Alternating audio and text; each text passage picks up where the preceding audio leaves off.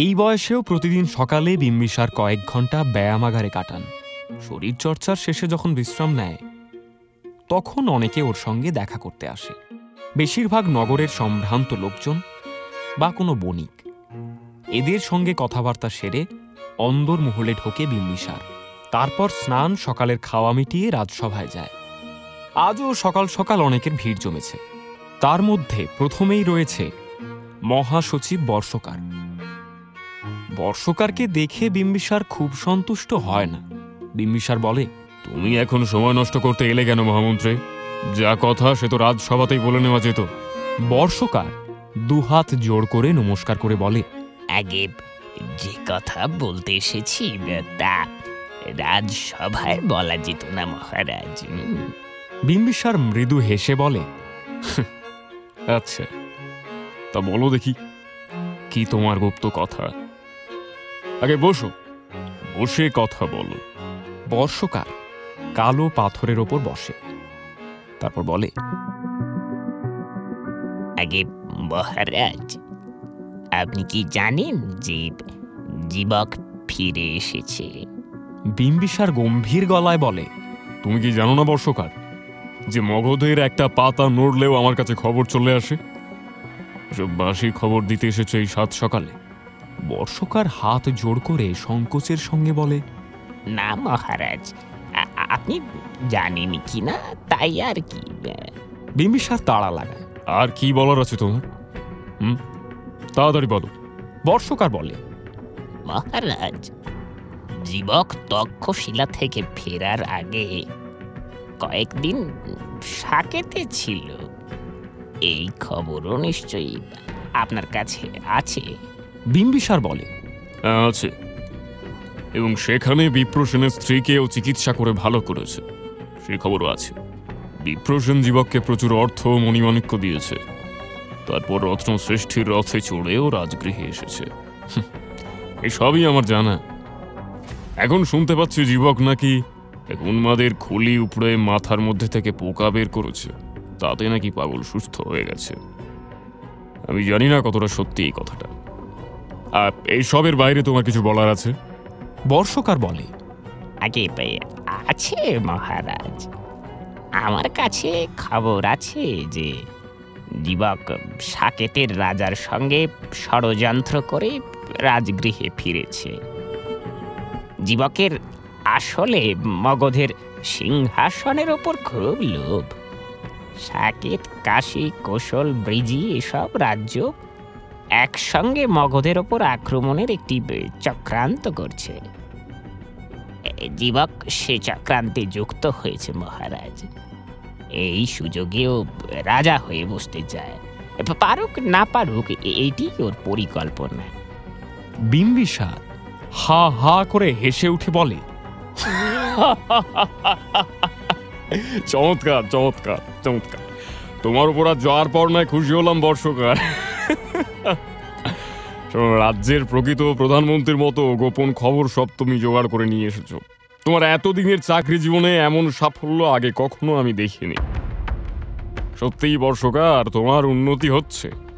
বর্ষকার বুঝতে পারে বিম্বিসার ওর কথা পুরোপুরি বিশ্বাস করছে না, উল্টে উপহাস করছে।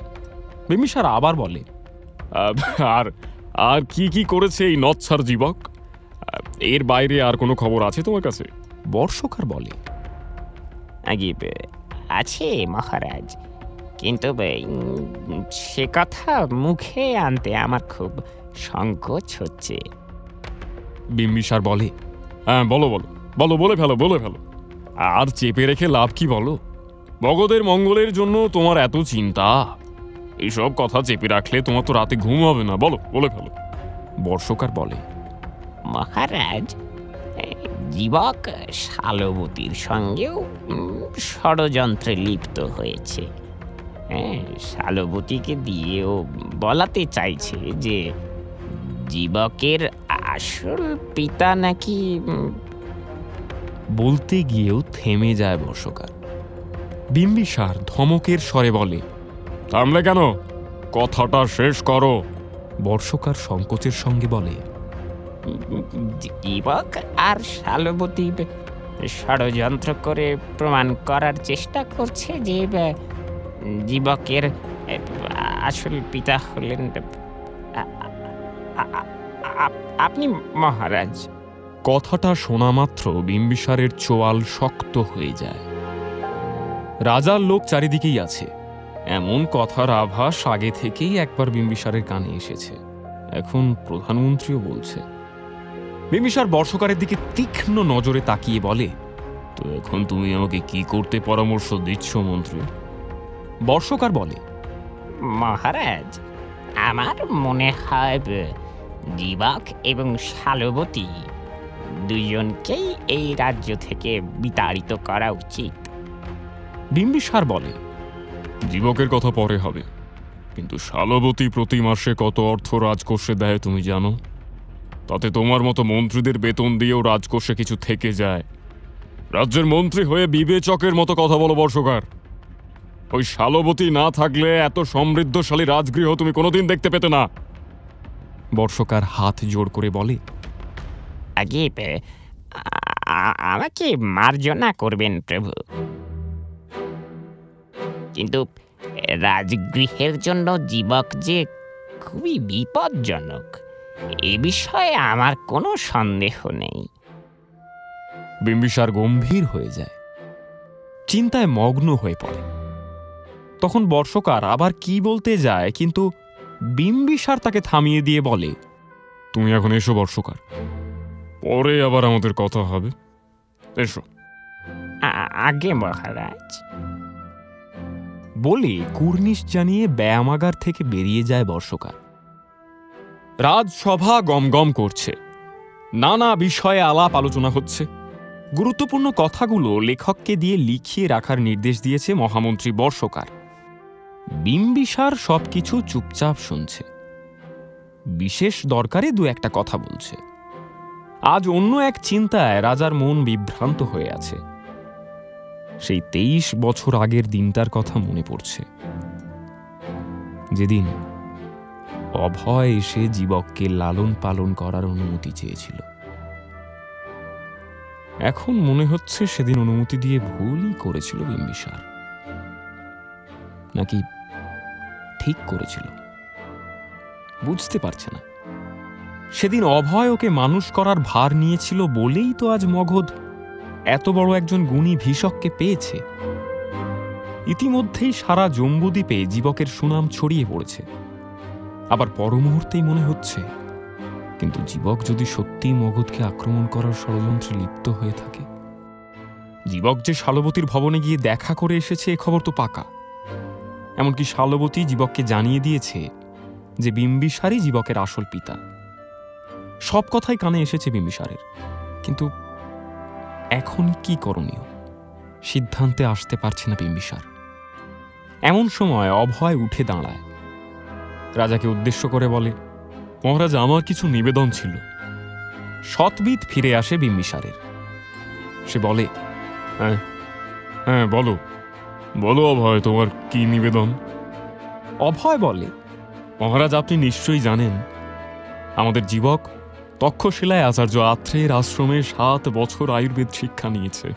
তারপর গুরু ওকে স্নাতক উপাধি দিয়েছেন। শুধু তাই নয়, সেখানে সে এমন সব বিস্ময়কর প্রতিভার স্বাক্ষর রেখেছে যে আত্রেয় বলেছেন জীবক হল ভীষক রত্ন। ইতিমধ্যে সে এমন কিছু রোগের চিকিৎসা করেছে যা আগে কেউ কখনো করতে পারেনি। মহারাজ, আমার প্রস্তাব, জীবককে মগধের রাজবৈদ্য হিসাবে নিয়োগ করা হোক। অভয়ের কথা শেষ হতে না হতেই উঠে দাঁড়ায় বর্ষকার, বলে, আমার তো অভয়কে সম্মান জানিয়েই বলছি, তার এই প্রস্তাবে আমার আপত্তি আছে। মগধের রাজবৈদ্য হতে গেলে শুধু চিকিৎসাবিদ্যা জানলেই চলবে না, তাকে বিশ্বাসযোগ্যতা অর্জন করতে হবে। নানা পরীক্ষার মধ্যে দিয়ে যেতে হবে। পরীক্ষিত, বিশ্বস্ত এবং রাজা রাজ্যের প্রতি দায়বদ্ধ না হলে হঠাৎ করে কারোর মুখের কথায় আমরা কাউকে রাজসভার পদ দিতে পারি না। রাজসভা কিছুক্ষণের জন্য চুপ হয়ে যায়। সবাই রাজা বিম্বিসারের মুখের দিকে তাকিয়ে আছে। রাজা কি বলে তা শোনার জন্য উদ্গ্রীব হয়ে থাকে প্রত্যেক আমাত্ম। বিম্বিসার বলে, আমি মহামন্ত্রী বর্ষকারের সঙ্গে একমত। আগে জীবককে আমার পরীক্ষায় উত্তীর্ণ হতে হবে, তারপর আমি ভেবে দেখব তাকে রাজবৈদ্য হিসাবে নিয়োগ করা যায় কিনা। আর সেই পরীক্ষা আমি আমার মতো করে নেব। এ বিষয়ে কাউকে মাথা ঘামানোর কোনো প্রয়োজন নেই। বিম্বিসারের কথা শুনে অভয় বিষণ্ণ হয়ে পড়ে। বিষয়টি এত জটিল হওয়ার কথা নয়। ও বুঝতে পারে অন্য কোনো ব্যাপার আছে এর পিছনে। রাজার কথা শুনে বর্ষকার খুব উৎফুল্ল হয়ে ওঠে। ও আবার উঠে দাঁড়িয়ে বলে, আমার বরং একটি প্রস্তাব আছে মহারাজ। বিম্বিসার বলে, কি প্রস্তাব? বর্ষকার বলে, আমাদের কনিষ্ঠ কুমার কালককে মগধের রাজসভায় আমাত্যের পদ দেওয়া হোক। তার যথেষ্ট বয়স হয়েছে, এখন সে অনেক পরিণত। বর্ষকারের প্রস্তাব শুনে বিম্বিসার মৃদু হেসে বলে, তাকেও বিশ্বস্ততার পরীক্ষায় উত্তীর্ণ হতে হবে মহামন্ত্রী। সে আমার পুত্র বলে চোখ বুজে আমি তাকে নিয়োগ করে দিতে পারি না। বিম্বিসারের কথা শুনে আবারও নিস্তব্ধ হয়ে যায় সম্পূর্ণ রাজসভা।